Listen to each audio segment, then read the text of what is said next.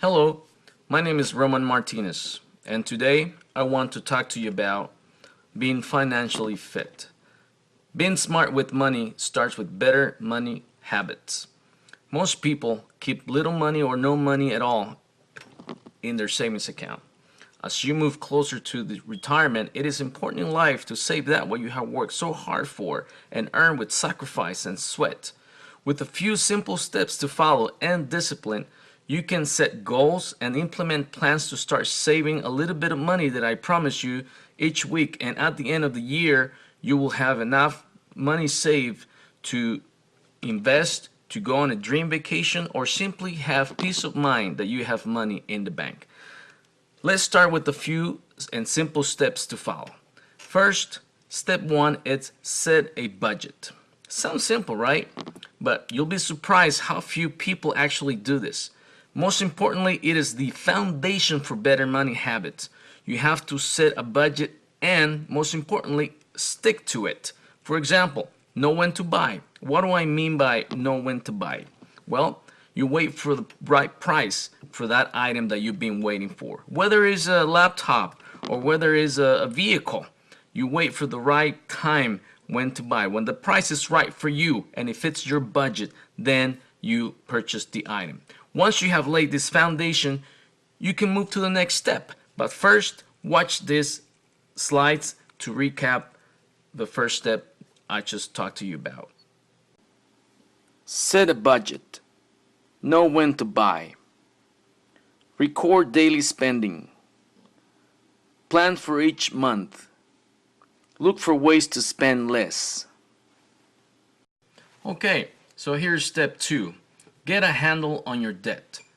To become financially savvy, here's where you manage your debt. You want to stop adding more to whatever debt you currently have. You can do this by paying more into those accounts you owe the most, and you can also call the creditors to ask to see if they can reduce your APR. It does not hurt to call. And again, it goes back to step one, where you wait for the right time and for the right item. Even for that item you want, you do not want to buy that item on credit, because by doing that in the long run, it will just add more to your debt, and you probably end up paying for that item even more than when you paid for in the very beginning. So let's also recap on this step two. Let's look at these slides, and then we're gonna move to step three. Get a handle on your debt. Build a plan to help you reduce it. And set a target goal to see your progress. And here's step three. Establishing a savings goal. This will seem easy once you have learned how to establish a budget, which we talked about in step one. But you have to be very careful with this, because you have to set goals that are attainable. And whether they are short-term or long-term, it may ruin step two, which is getting a handle on your debt. So you want to create an emergency fund and pay down your debt. 80% of your income will go to expenses, whether you like it or not. It is unavoidable. But there's a 20%, that 20%, which I call the 80-20 rule, where the 20% goes into a savings plan. Out of that 20%, 5% created for emergency funds, and emergency funds only. A fund which can keep you can keep these funds in your wallet. Actually, these emergency funds can be used for unexpected things, like having to fix your car, for example, or perhaps your washer needs repair. You can also have you can also save by stop eating out as much. According to smartmoney.com, people can save thousands and thousands of dollars by avoiding things like eating out, for example.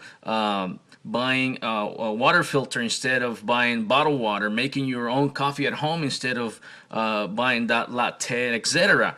These are things that you can actually live without, and it will give you a. I'm going to give you a few slides right after this step also to show you the things where you can actually start saving money, and you can see these savings almost right away. You can start seeing that money in your pocket. So let's go to the slides for step three, and then we're going to go into step four, which is the last step I'm going to give you, and then I'm going to recap everything that I have talked to you about. Watch the slides. Establishing a savings goal. The 80-20 rule. Establish an emergency fund. Save for retirement. Save for home improvement. Or save for a vacation. And now, finally, step 4.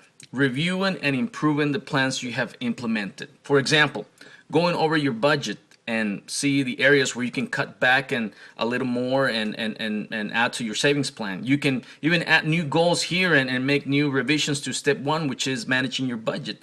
While emergency funds are taking care of unexpected things, by reviewing and improving your plans, you can set new goals and date for new savings plans. So hopefully with this simple 4 steps, you can see how you can establish a foundation for financially fitness and how to be smarter with your money.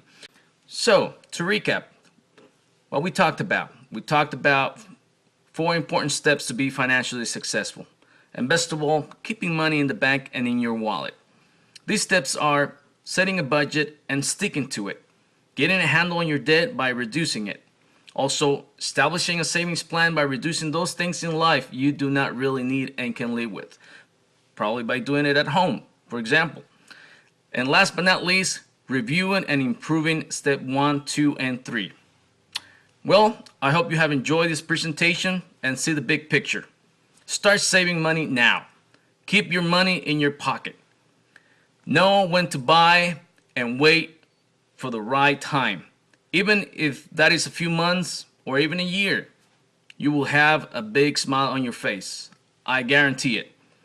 If you want more information on this, please see the links and the references after this. Thank you.